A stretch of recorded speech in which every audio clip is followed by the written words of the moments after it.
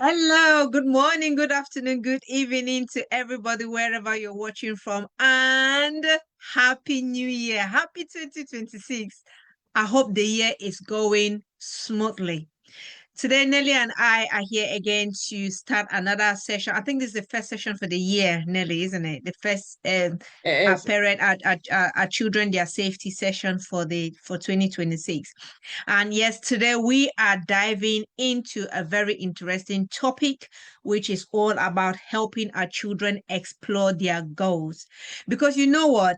Every child has a dream, right? They have an interest and they also have potentials, which are waiting to be discovered. So, as a parent, one of our duties, amongst all the tons of duties that we have, one of those duties is to guide these children to be able to explore their goals and support them, encourage them so that they can explore their goals as well as become making that goal become a reality, no matter how small it is. So, for anybody who doesn't know me, my name is Peggy Barre. I am a survivor empowerment coach and founder of Arise and Thrive Academy.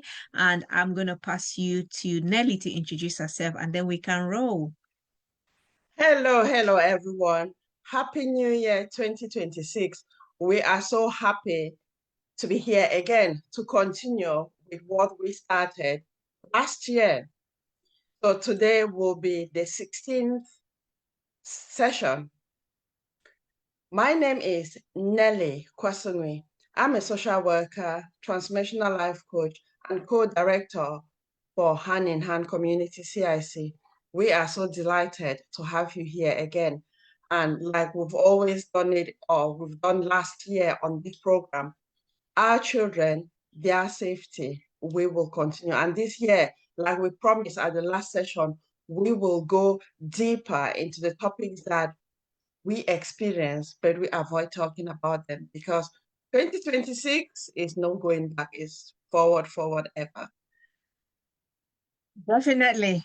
2026, we are going deeper. We are going deeper because you know what? Every step of the way, every day, there is something that has got to do with parents. There is something that has got to do with our children.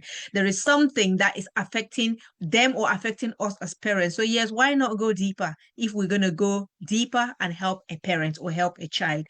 So, Nelly, I think we did a session 2 weeks ago when we are talking about exploring goals for parents, because I feel that the first place where we need to begin is parents also need to understand that there is something called goals, right? Because if they don't first of all understand that there are goals, if their kids are coming up with goals, how are they going to be able to support them? So it is a good thing that 2 weeks ago we talk about goal setting, which for anybody who did not watch it, I think we did that on TikTok. Unfortunately, we did that on TikTok. So yes, so we as parents, apart from the tons of duties that we've got our children. This is a new year. They may want to they may have set some goals for themselves, or they may be thinking of setting goals for themselves, or they may just have something at the back of their mind that, hey mom or hey dad, this is the thing that I want to achieve for this 2026. It is easy to just say yes, well done, and then that's it. But that well done, what can we do to make sure that they at least realize that goal, to support them, explore that goal, kind of fine tune that goal, kind of discuss it with them? Is it something? What does it mean to them? How realistic can they achieve it? What are the support that they need to make sure that they achieve that goal? Is very important. And that is what we're going to be talking today. Because you know what? If your child has come up to you and say, hey, mom, dad, I've got this goal to achieve this. In fact, you should be clapping for that child. Because guess what? Like we said, in 2 weeks that when we did our session, 75% of people don't even know what goal is. So if your child has come to you and said, this is a goal that I want to set, bravo, you need to really applaud them and then set a way how to help them to achieve that goal. So Nelly, anything you want to jump in there? Yeah, I think we are using the word goal, but not every family, not every individual or child will use the same word as we use. They won't use goal Mhm. necessarily. They might say something I want to do, something I want to achieve. All of that Yes. means the same thing. So it's Yes. for parents, first, we as parents need to explore our own, what we want to achieve. And Mhm. then sometimes as parents, we have expectations of what we want our children to achieve in life. Mhm. However, I think we'll talk about that in today's session. However, when we as parents explore what we hope for our children, it doesn't mean that we have to impose our expectations of our children's goals to them. Mhm. But unfortunately, that is what is going on now. And there's a lot of people who are, like a research I read, they said 85% of people are in jobs that they do not like. And Mm. when you start asking, why is it that so many people spend a lot of time at work that they don't even enjoy? It might come down to parents imposing a career that a child has to. And the parent might be saying it with all good intentions. However, it might not be in line with the child's purpose. So then they'll Mm. go into that career to satisfy the parent, but then they don't like it. So in this topic today, exploring goals, we need to differentiate what we are expecting as parents, what we expect of our children, and how we deal with that. Because, like Peggy said, is to ask the child, what do they have? Yes, a child might have their ideas that obviously will be limited because they have a few life experiences. It's for the parent. Now, if the parent is aware of what goals are, then Mm. they might guide this child so the child can come up with what they feel they want to do, unlike the parents saying that you have to do this, you must do this, and all whatnot. Yeah, that is so true. That is so true. And again, like we said, the terminology, we can call it, some people can call it interest, like what is a child interested in, just like you said, or maybe identifying the child's strength.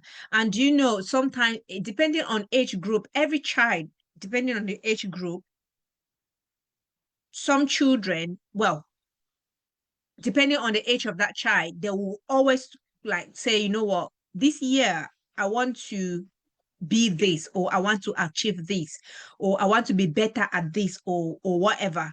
So again, like Nelly said, if a child walks up to you and said, hey mom, dad, this year I would like to achieve this,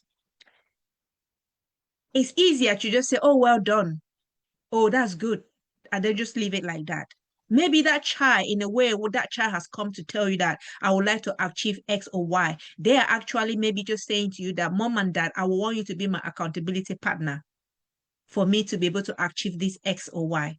So if we just rub it off and say, okay, no, then no, that is where we need to be, as we've said in our other sessions, that this is where that conversation needs to come in, where you say, like, you know what, oh wow, that is so great, I'm so proud of you that you've even thought about you even achieving this thing this year. That is so brilliant. Now how can I help you to make sure that you achieve that thing that you set for yourself? That is where the conversation come in, and that is where you make that child to know that, hey, mom and dad is actually interested in this thing that I am about to do.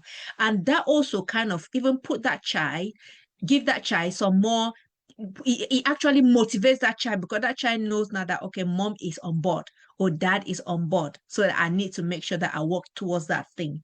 And knowing that you can support them without pressure, because just like Nelly said, we need to not impose to them how we want it. That is the idea that they've brought. I'll say, for example, even though I usually ask my son anyway, I usually ask them that, what are the goals that you want to achieve for the year? But usually my son, he's fond of, like last year, what he did so brilliantly that he wrote down some stuff that he wanted to achieve. And I could see him every day, he was trying to make sure that he worked towards that goal. And he really actually nailed some of them, even though not all, but he did his best. So this year, I when I asked him, I said, "Oh, what was it that you've got on your mind for this 2026?" And he just said to me that, "Well, I just want to work on a few things." And I said, "What are the things?" He said, like, I want to work on my grades in school to get more good grades.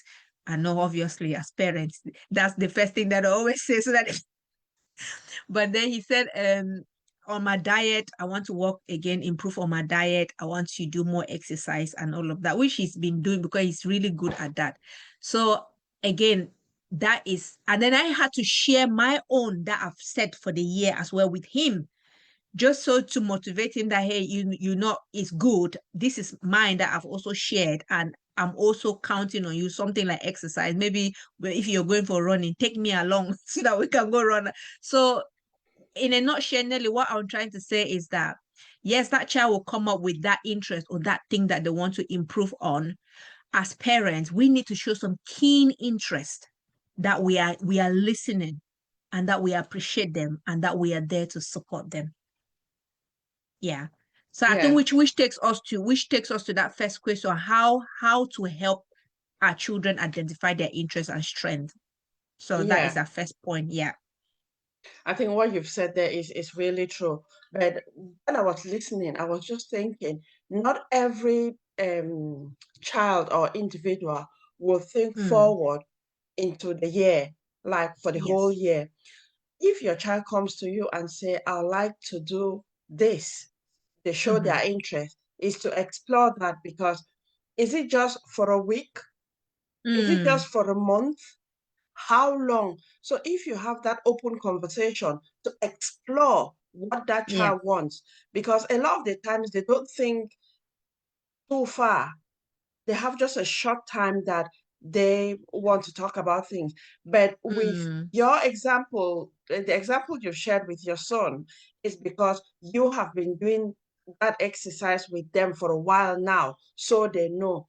But if you meet a child who has never done that and you ask Mm. that question, even a parent who has never had a goal, you ask them that question, they'll feel that it is too much. Mm. So is to break it down, like, what are your interests? What things do you want to do? What do you want to achieve? And things like that. And like Peggy said, parents is to first of all explore that. So we have always talked about communication. Communication is very, very important. Mm-hmm. When we make our children to feel that they are valued, we have the nurturing home environment where our children come up with ideas and they feel free to share that idea with us. Then the child Mm-hmm. will know that, oh yeah, mom, dad, sis, bro, they have an interest. For instance, like my son, he's always, he's into football and he Mm-hmm. likes going to the gym. So he came to me and said, the gym that he was there, he doesn't want to go to that gym anymore because he used to go with his friends after school, but now because of the too much schoolwork that he has, he won't be Mm-hmm. wasting the time to go to that gym. So he Mm-hmm. wants me, or he was suggesting that I cancel the membership and then register him at a local gym. And I was Mm-hmm. like, okay, find out the information, and giving him responsibility.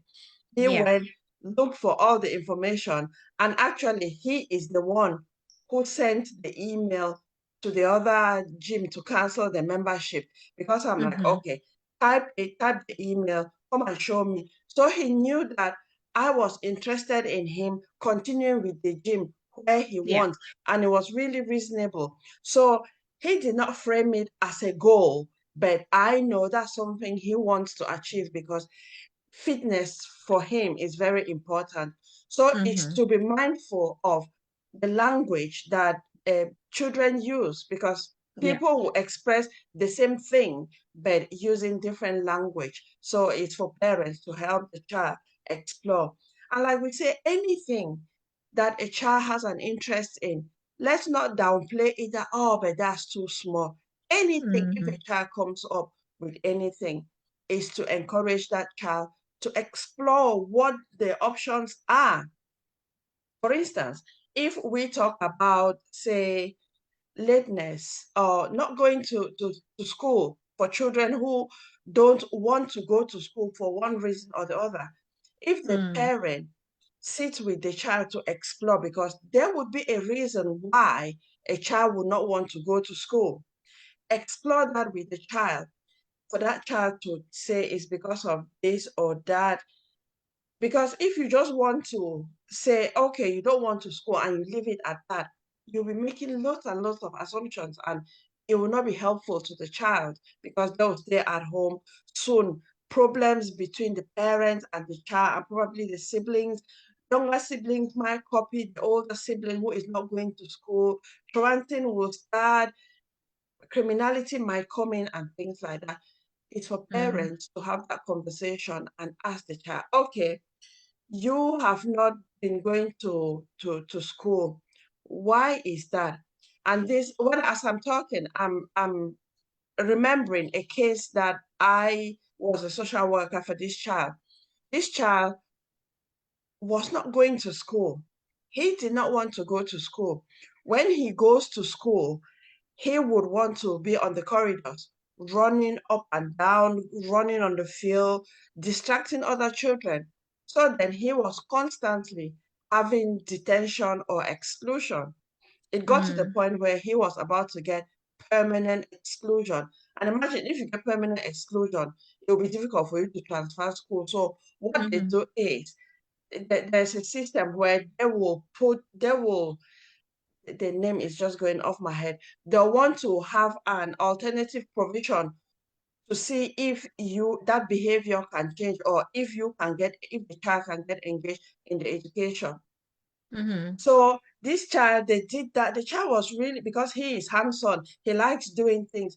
He was engaging for a few weeks, and then he fell back. So then when I was talking to him, the child did not know what he wanted to do the next day.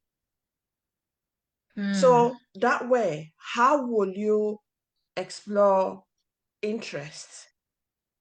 So looking at this child was really, really traumatized that they just wanted to leave. They just wanted a life, but they didn't know what they wanted. This mhm, child, at one time, he said he wanted to be a bricklayer. Another time, he said he wanted to be a dog walker.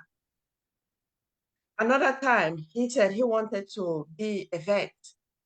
But then I asked, what would you do to get into any of those professions?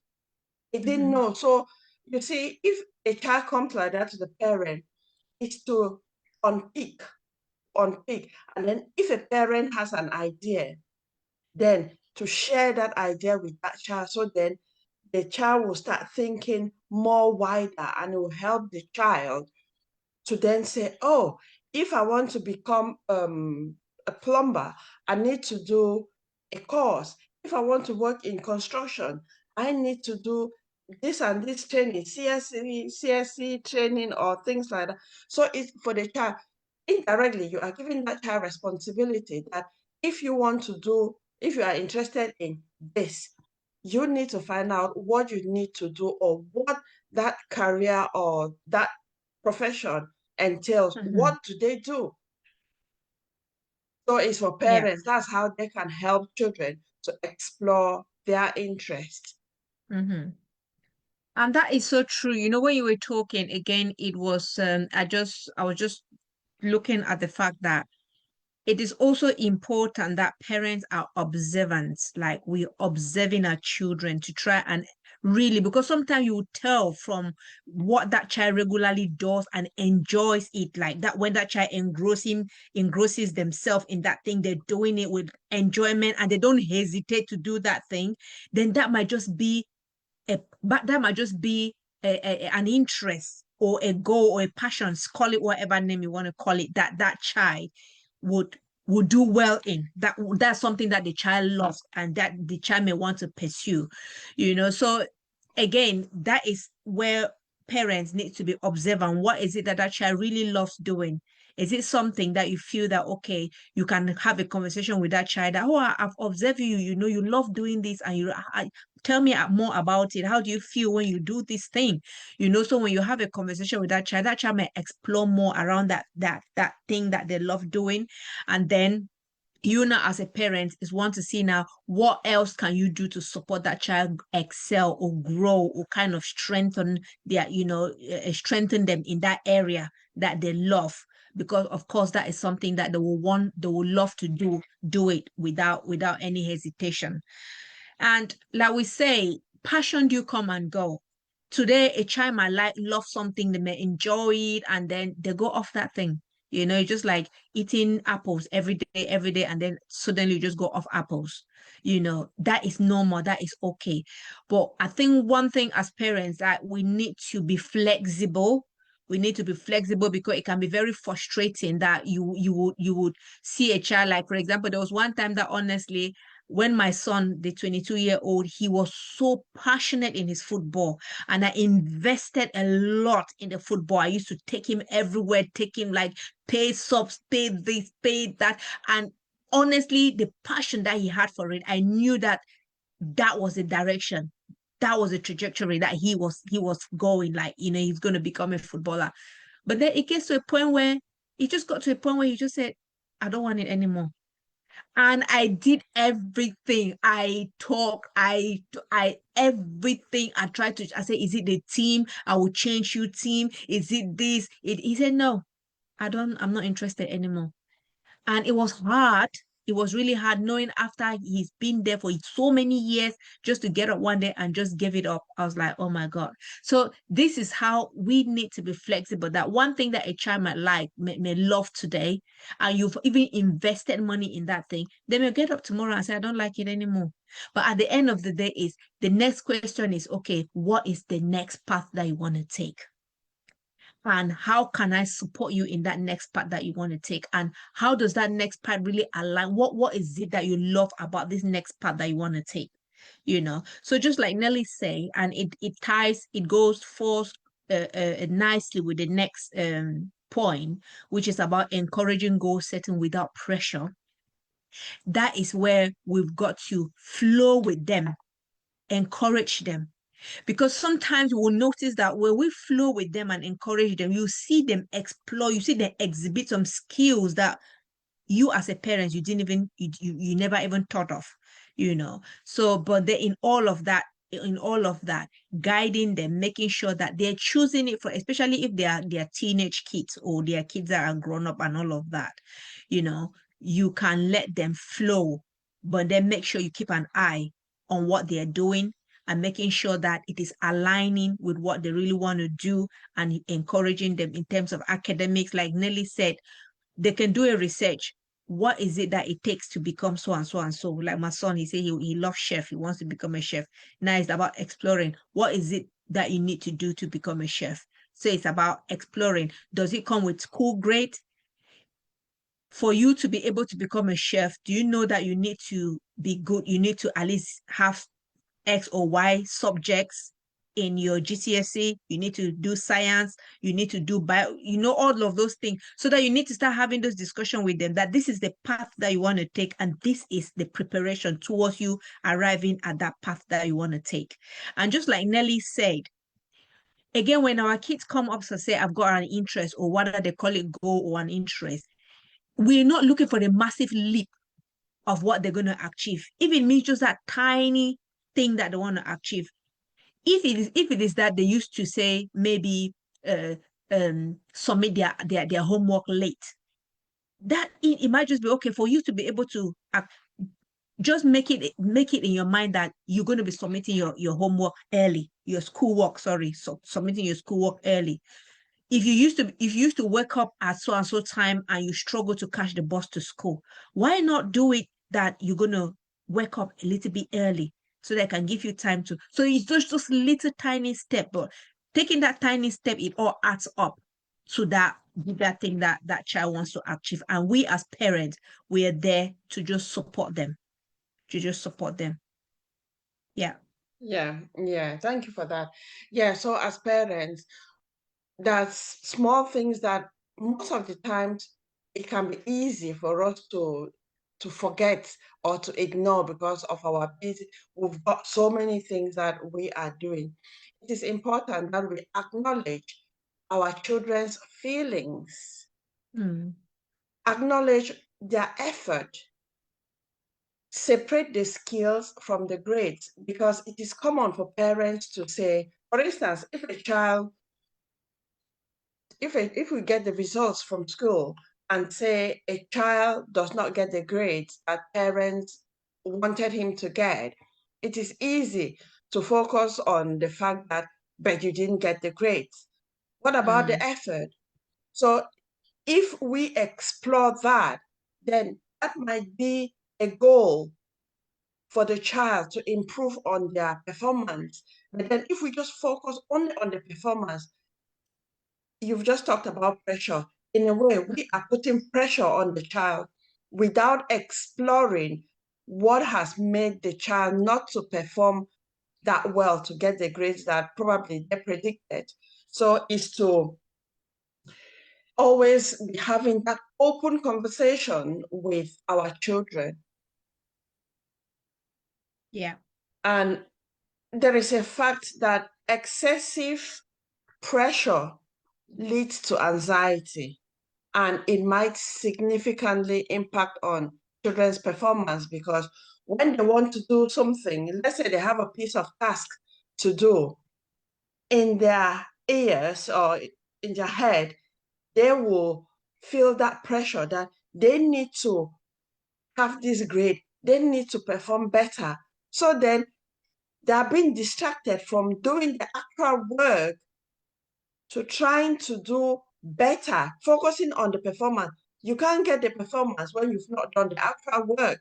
But then, Mm-hmm. if parents, you have that conversation, focus on the skills of the child, that, okay, break it down, which can be a goal. Let's say you struggle in, say, a child struggles in subject like math, because we know that now is business, business everywhere before you go to, I mean, like English and maths are very, very important subjects.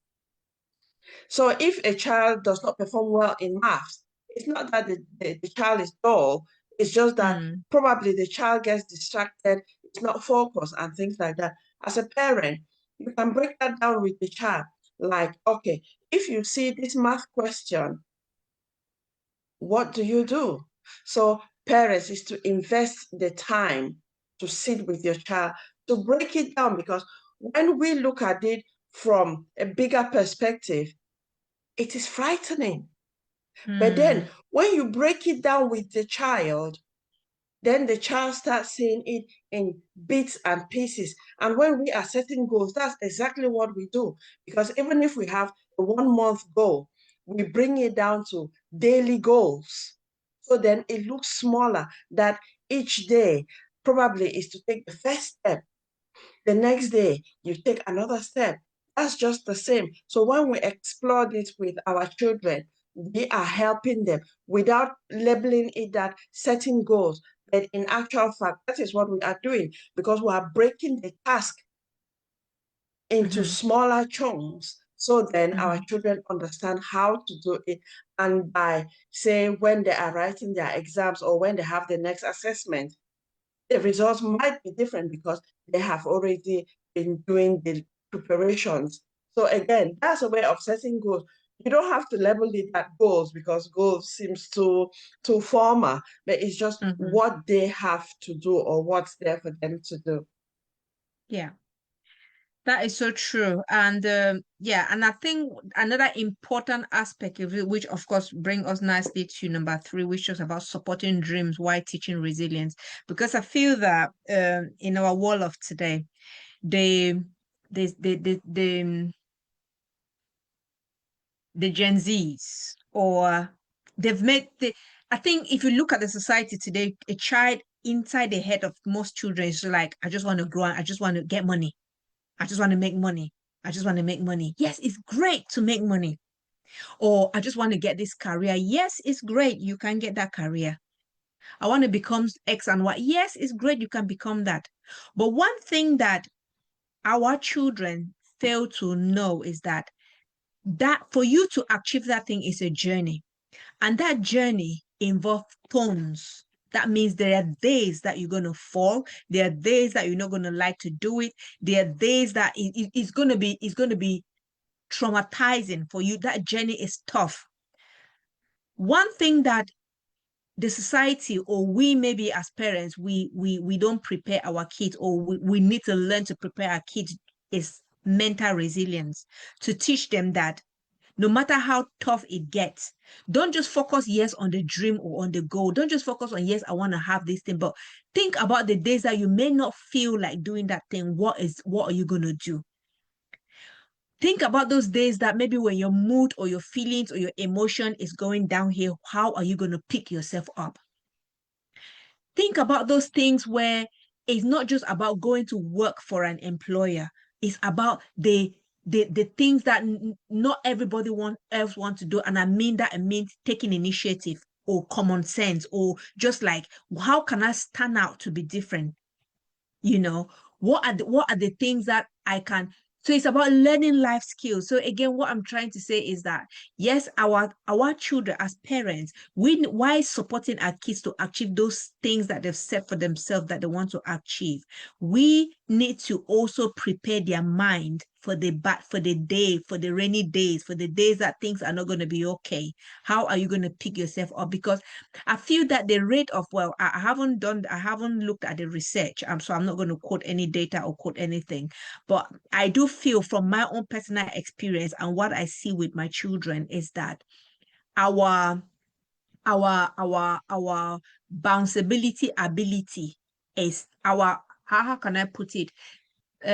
Our resilience, the mental resilience among children is quite low. Like, they don't know if they're disappointed at one thing, that's it. They can just go, it can affect them for days and days and days, and they feel like they're a failure. They feel like, no, they're not be able to achieve that thing, so. And if they're not taken care of, or if care is not taken, that's where they go down mental health road, because they feel like they wanted to get that thing so badly. They wanted to, but they didn't. And they're finding it difficult to pat themselves on the back and say, hey, guy, hey, that is life. Wake up. So as parents, we need to be teaching our children how to be mentally resilient, that everything is not going to be all right. And it's about teaching them how to work in working environment as well. Like, what are the things that their employer will be expecting them to do? It's just like taking initiative.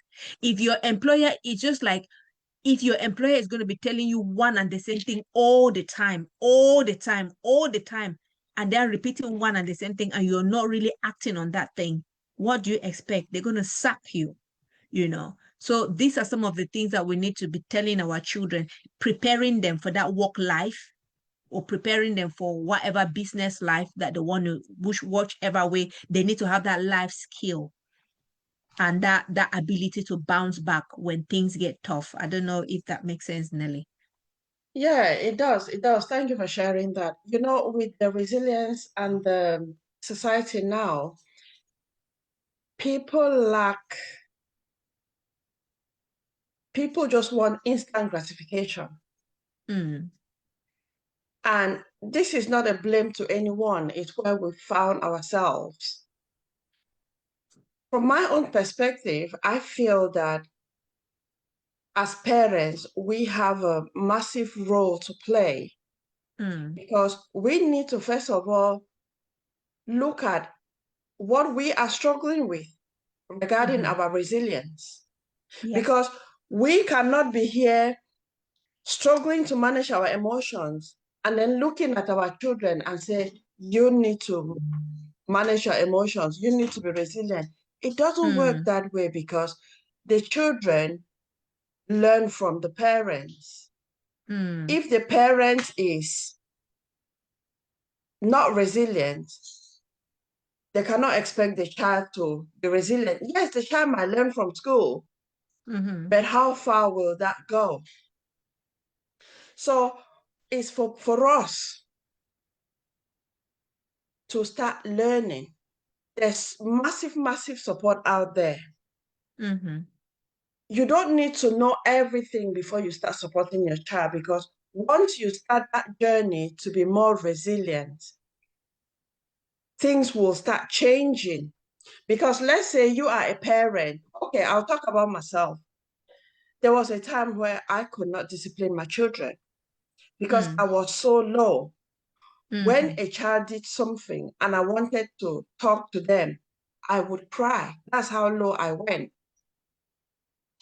And once I realized that, I was like, no, I'm not doing any good for my children, because I reflected to my own childhood and I'd never seen my parents the way I was, talking to my children and crying when the children did not hurt me. Is because I was that low. So I had to wake up from that slumber. And I said, I needed to start working on myself so then I can help my children. Why I'm sharing this is, if I can do it, I feel that anyone who has the interest can do it. It's not easy. It's not easy, because that's how we as parents, we develop the emotional resilience. It's not that we are numbing some emotions. It's just dealing with emotions the way they come. And then our children will be noticing that difference. Because like I just shared about myself, it came to a point where I would say something and I would say it firm. Though the children were not talking what they observed, but it was clear that they observed that something had changed in me, because children are very, very observant. Yeah. When we start making those changes, the children will copy. Yeah. But what I really worry now is parents. Okay, I always like to speak and go to the Afro-Caribbean parents. We have expectations, probably because we did not have the opportunity to get into a particular career. So then we want our children to get into those careers. Looking at it is to prove to the other family members that I am the one, my children are.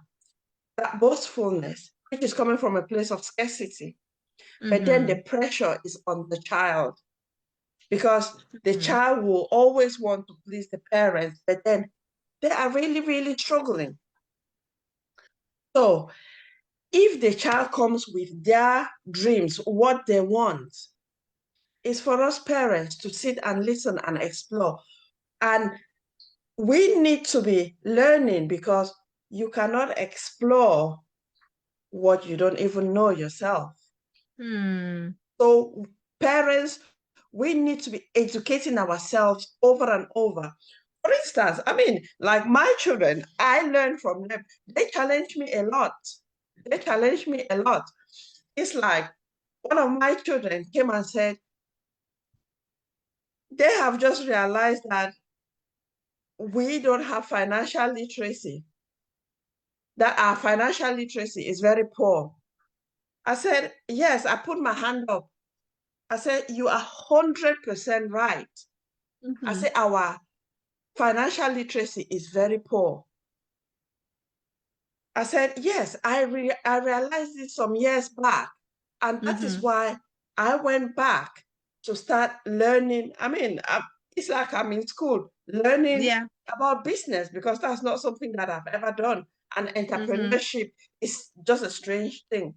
So that is me again learning. So for us parents, it's for us to continue learning instead of spending lots and lots of times watching entertainment, whatever on YouTube. Spend that same time educating yourself, because the education will not only end with yourself, it will be passed down to your children and the other generations down, and even your community.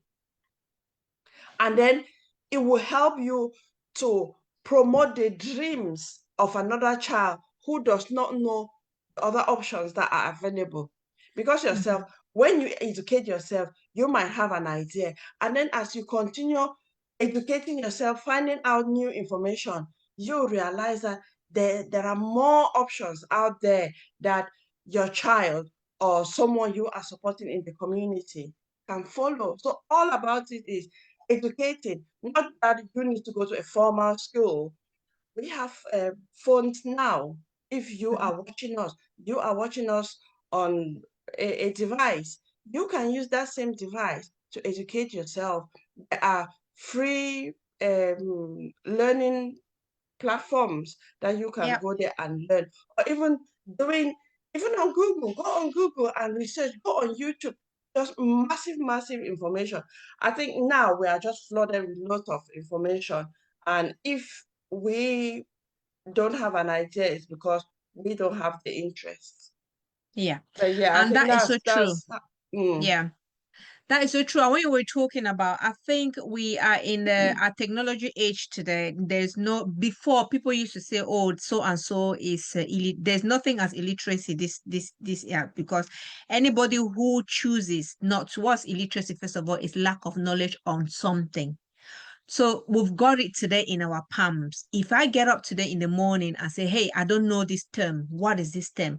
I'm just going to Google and there, I'm going to learn that term. So why am I going to be illiterate about that thing? No, I need to go learn it.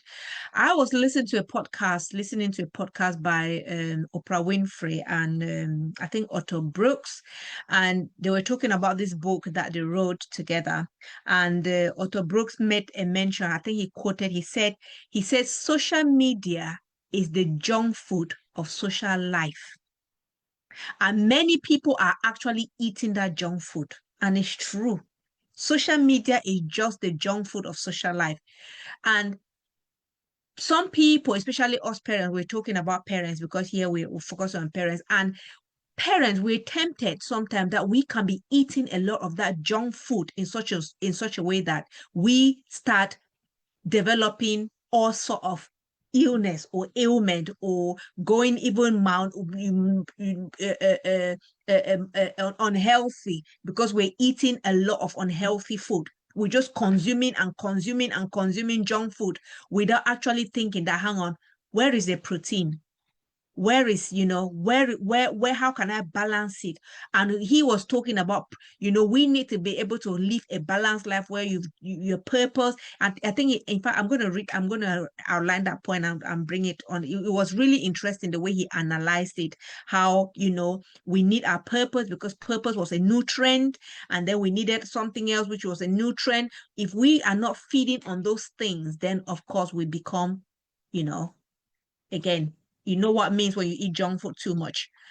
Right. So we are talking, and the essence for me mentioning that is that, Nelly, yes, it's a new year, and we are trying to see how we can improve forward as parents, whether in our parenting skills, whether helping our children to improve in this 2026. If we are not careful, that junk food can actually draw our life in such a way that at the end of the year, we're going to look back and say, you know what did I learn? I just ate too much of the junk food that I did not even really, it's actually affecting my body. So what can we do intentionally to make sure that we learn something? It's about that learning. Be intentional about learning. When you pick up your phone, we're not saying that we're not going to watch things. Yes, I do watch, but I go to watch videos as a reward. I said to myself that for me to watch this thing, I'm rewarding myself after doing something productive. So I feel that that is the way we can go as parents so that we can support our kids. And the last point, I think it brings us nicely. So we've talked about resilience, teaching them, supporting them to achieve their dreams, while teaching them resilience. It's all about teaching them through the process. There are days that they're going to come and say, "Oh, mom, I didn't feel like it today." So, "Oh, that's fine. That's okay. That's fine. So long as you pick it up tomorrow, or so long as I hope you can pick it up tomorrow." And you're just encouraging them. And that is teaching them to know that there are days that you're not going to feel like it. There are days that things are not going to work the way you planned, but that is okay. That is part of life. It's about bouncing back. You can bounce back as many times as you can. It's okay. That is life. And that brings us to the last point, which is talking about creating a safe space for growth. Creating a safe space for growth and exploration. And I think that is massive, Nelly. I'll leave you with that to talk about that, because I think we've explored this, in fact, some of our session about, we cannot emphasize enough about safe space. Safe space is where idea grows. Safe space is where things grows, that resilience grows, that willingness to grow, to do things, to explore, that it can only be done in a safe space. So Nelly, over to you. Yeah, thanks for that. I mean, when you were talking about that Oprah Winfrey, my head was just going ping, ping, ping, ping.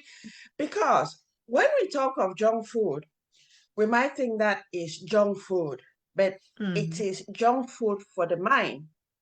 So Yes. it is what you listen to, what you watch, the entertainment, because you look at it, a lot of people, they prefer entertainment. Yes, entertainment is good, but if entertainment becomes your priority, then it takes a lot of your time. Where is the aspect of growth? Because that's why when I look at, or when I hear people focus a lot on entertainment, no wonder in the entertainment industry it flourishes. Yeah. Because that is a distraction technique. From the very beginning.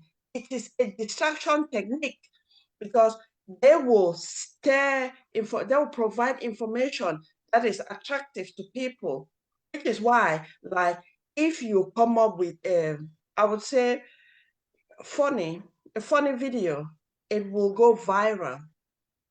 But like, we are giving free educational session now, it can't go viral. It can't. Yeah. That is just how the media works. Anyway, they say, I mean, people make choices. We have free will. We choose what we want to do. Nothing can be imposed on anyone. However, we need to remember that we are here on earth, not just to be in the comfort of what we want to do. The universe, the source, will always be steering, will always be indicating to us where we are going to. Unfortunately, most of us, we resist to make the change. But the same universe will humble us in a way that we were not expecting, because you have to get to where you were meant to go to here on earth. Yeah. But it will be better for us if we start listening to ourselves, to start making those small changes rather than wait until we get to rock bottom. Unfortunately, a lot of us, people like myself, we get to rock bottom before we wake up from the slumber. Absolutely. So we have talked about psychological safety, emotional resilience. We have talked about this almost on all sessions. Communication. They might look small, but they are massive. Because yes, we can just be having conversations like we are having conversations now, Peggy. But I might say something, you might say something that will make us start thinking. We will be talking, but we are thinking outside of this conversation that we are having. Because like myself, I always have a book. Sometimes I write and then I can't even read it because I can be talking and be writing down some points. Because after the sessions, after I have conversations with people, I go back and search up on things that I did not understand. So it's because of that curiosity that I have to know things. It's not that I want to know how to read the encyclopedia. No, it's just daily things. And it really helps because if, say, I'm in a conversation with someone and I don't know, I would say, I feel comfortable to say, oh, you've said this. I don't know. What does that mean? But looking at myself some years back, that was something Mhm. that I would not do. So it's Yeah. that process of developing, because even our children, sometimes my children will come up and they'll say something, and I'm like, hold on, what are you talking about? I don't understand. Because I've practiced that so much. Even Mhm. sometimes, even children in primary school, like when I'm doing work and I do work in primary school, a child will say something and I'll be like, I don't know what that is. What is it? And children feel really proud when they have to explain things to an adult. And Yeah. we think that they are just explaining, but it gives that child a psychological safety, that they feel that, oh, if this miss, because if this miss cannot know this, then Yeah. I am the teacher. And they feel so proud, and they feel that, yes, they can say the things that they are asked of, the things that are being asked of them. And it is giving them that idea that they can express themselves, which will help them to Mhm. start figuring out what they like to do. Because Yeah. just having one conversation with a child might think of that child might think that, oh, this has happened. I might want to be a teacher, whatever kind of teacher is, or I want to be this, just because you had that conversation, and that it triggered a lot of things in that child, and they start seeing themselves that, oh, but when we want to talk about it, we will say someone who inspires you. It's not just your parents who inspire you. Anyone, anyone in the world can inspire you, whether it's someone you watch on social media, whether it's your Mhm. teacher, whether it's the big man, anyone can inspire you. So Yeah. I think it's for us to create that safe space for our children to grow and for us to be exploring. Let's feel free to explore with our children and say, Mhm. don't know. Yeah.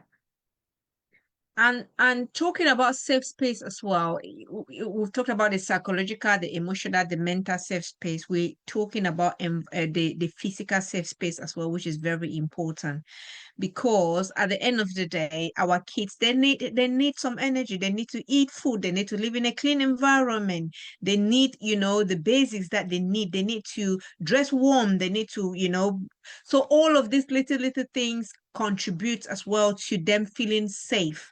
First of all, are they safe with you as a parent? You need to create that sense of safety, that they're safe with you as a parent. Environment, when they finish school, they've had a very busy day, they've come back home. How is the home? Is home safe? I.e., home saving, meaning that they've come home, is there food to eat? Is the environment clean, and all of that? All of those things kind of contribute again in them, helping them towards realizing that whatever interest and that goal that they've set from this. If the child comes home and they haven't got anything to eat, they're hungry, they depleted it. So how is it gonna? It's not gonna even want to motivate them to even read or do anything.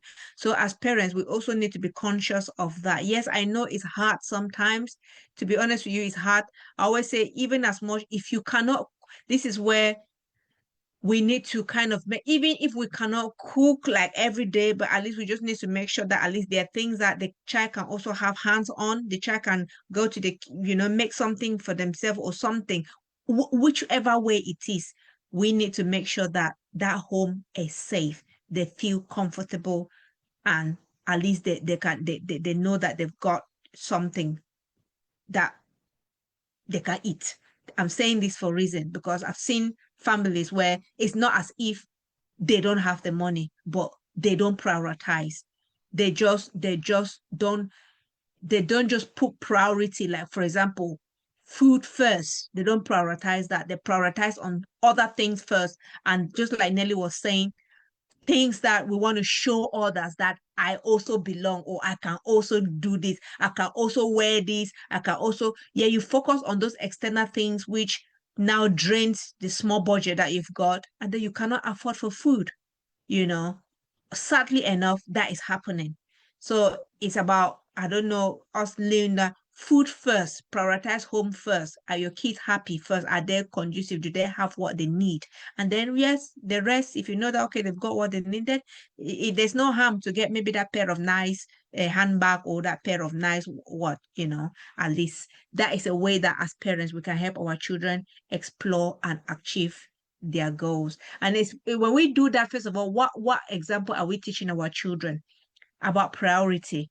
Are we teaching them that priority is more about showing off outside, while you cannot achieve the basic needs that you can achieve for yourself? So all of these things, just like Nelly had mentioned, our kids copy from us. Out of the little that you have, you can plan out of that little and achieve so much.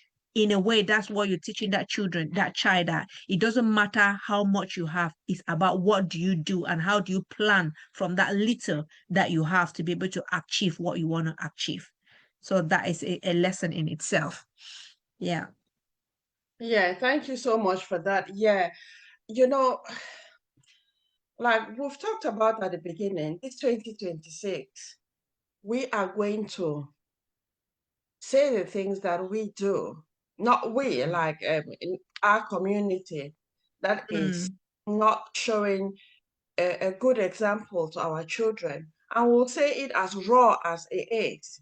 mm-hmm, So you hear like parents, they'll talk about, I am doing this to show that I have arrived. Who are you comparing with? Those are the kind of things, when as parents we start doing that, who are you comparing with in the first place? Because you are coming from a place of scarcity. Yes, most of us, we've come from a place of scarcity.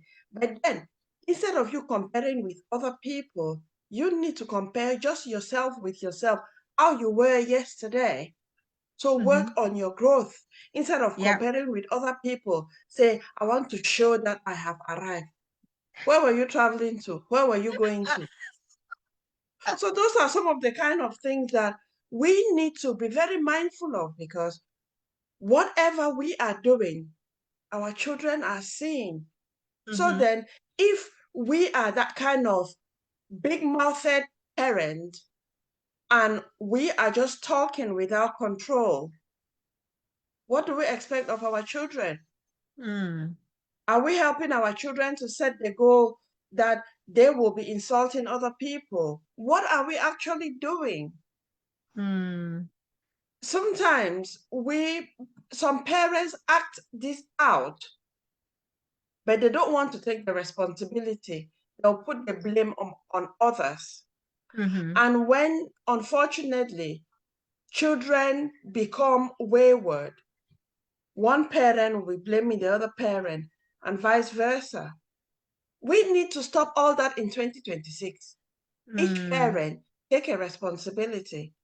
If the other parent doesn't want to take the responsibility, you, the parent who wants to take that responsibility because you want your child, your children, to be responsible and respectful, do it. If it means asking for support, asking for help, do that. Be focused on your children, on your child, rather than focusing on the absent parent, because then it'll be the to and fro, the to and fro. And like that, you will not be readily available to help your children. So then, how is the home safe? The home is not exactly. safe. You are not emotionally available for your children because you are thinking, oh, I need to go out, get someone to comfort me for the day, for the weekend, for the whatever. What Mm-hmm. about the children?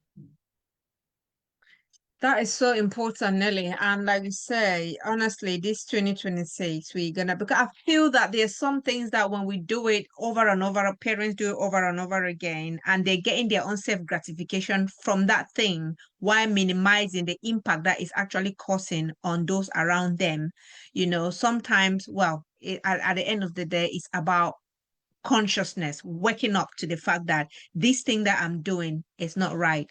I need to change. You shared about how when you wanted to talk to your children, you used to cry, but you woke up to that consciousness like, no, this is not happening anymore. I need to change.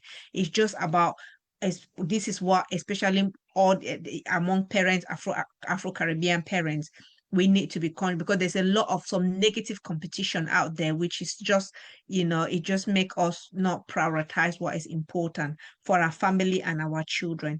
So yeah, so I feel that we've covered most of those key points that we've talked about. We've talked